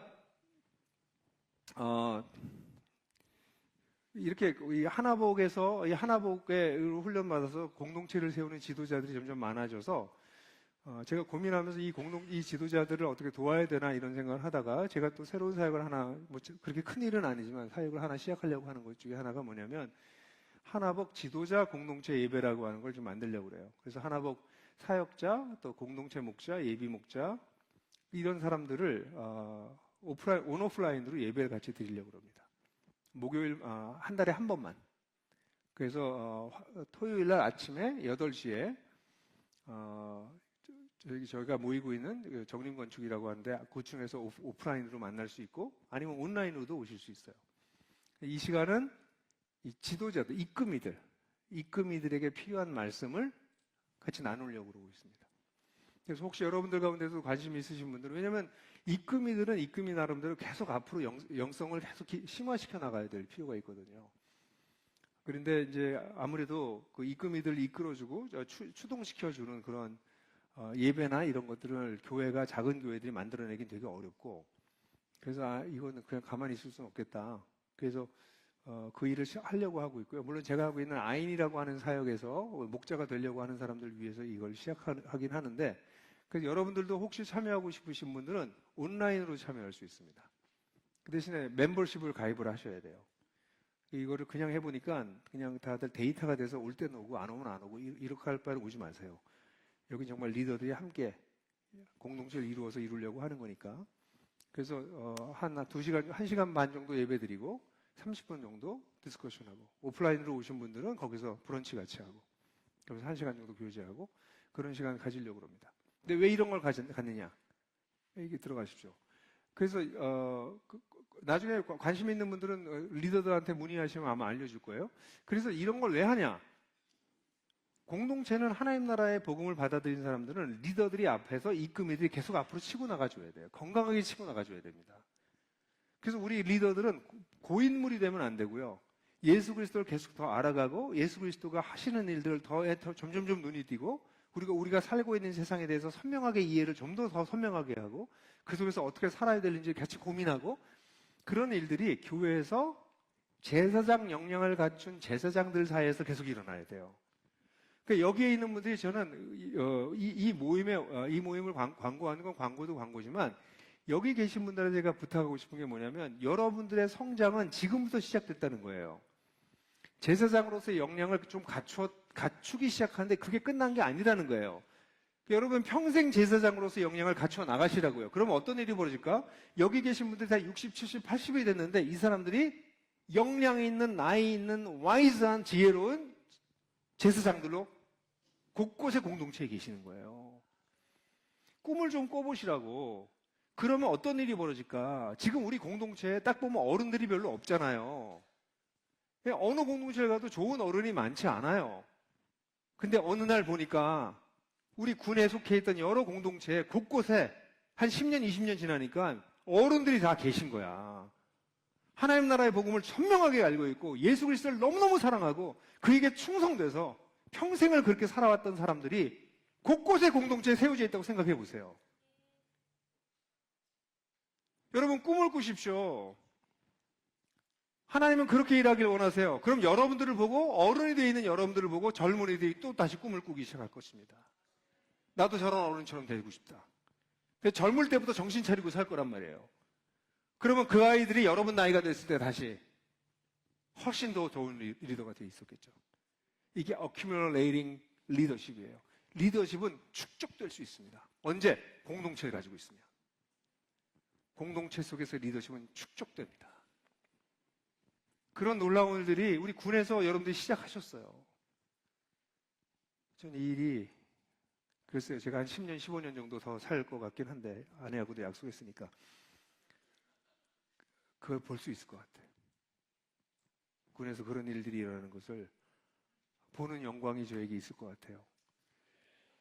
여러분, 마지막으로 이거 보여드리고 끝낼게요.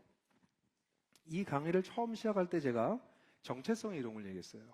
가르시아의 정체성을 얘기했습니다. 두 축을 가지고 얘기했죠. 하나는 헌신도, 하나는 위기와 고민. 위기와 고민도 없고 헌신도 없는 그런 산만한 정체성을 가지고 있는 사람은 우리는 아닙니다. 그죠? 그런데 헌신은 없는데 고민하고 있는 탐색적인 정체성도 우리는 아니에요.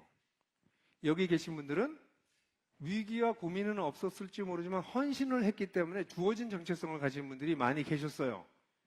근데 진정한 그리스도인이 된다는 것은 무엇입니까? 헌신이 있는데 위기와 고민을 통해서 갖게 된 그것이 확립된 정체성입니다. 이 확립된 정체성을 위해서 필요한 것이 뭐냐면 그냥 1터와 3터에서 사는 거예요. 1터에서 3터에서 선을 행하며 살면 어떤 일이 벌어져요? 고난이 따라와요. 어려움이 따라와요. 위기가 따라와요. 그럼 그 위기 속에서 내가 믿고 있는 게 진짜인가? 고민하게 돼요.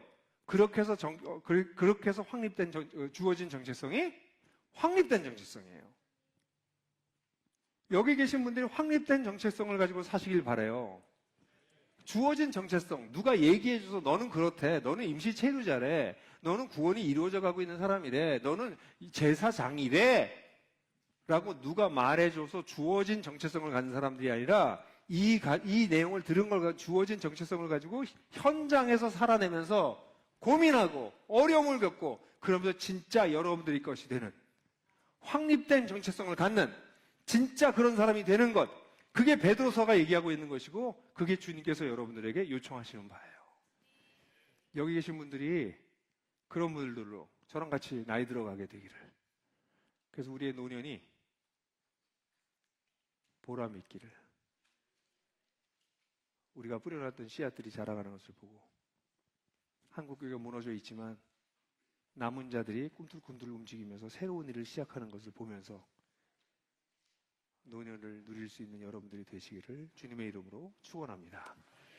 이 시간 같이 한번 기도하겠습니다. 통성으로 하나님, 저에게 이러한 확립된 정체성을 주십시오.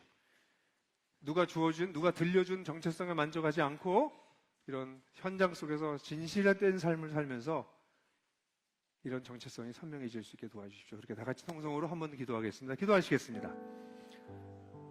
아버지 하나님, 오늘도 주께서 함께 하셔서 감사합니다. 부족하지만 말씀을 증언할 수 있게 하셨고 이들에게 필요한 말씀을 전할 수 있어서 너무나 감사합니다.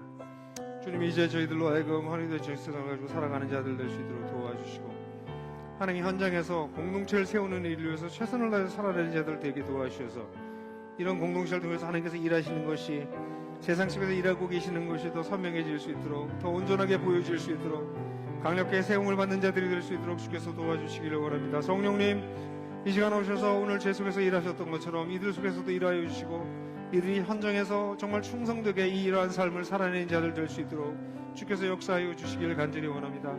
오 주님, 이 한 사람 한 사람들이 넘어지지 않게 하여 주시고 한 사람 한 사람이 제사장다운 사람으로 성장해 나갈 수 있도록 온전하게 세워질 수 있도록 주께서 도와주시길 간절히 원합니다. 오 주님, 여기에 있는 모든 사람들 하나하나를 붙잡아 주셔서 그리스도 안에서 온전한 사람으로 세워주시옵소서. 이들로 하여금 공동체를 세우게 하여 주시고 공동체에 속해서 방법을 찾을 수 있게 도와주시고 그 방도를 찾으며 주님의 뜻을 따라가는 자들 될 수 있도록 도와주시길 간절히 원합니다. 주님, 이 오늘의 이 훈련회가 다음번에 만날 때는 또다시 우리가 정말 성장하고 변화되어서 올 수 있도록 주께서 이끌어 주시고 함께 해주시길 간절히 원합니다. 오 주님,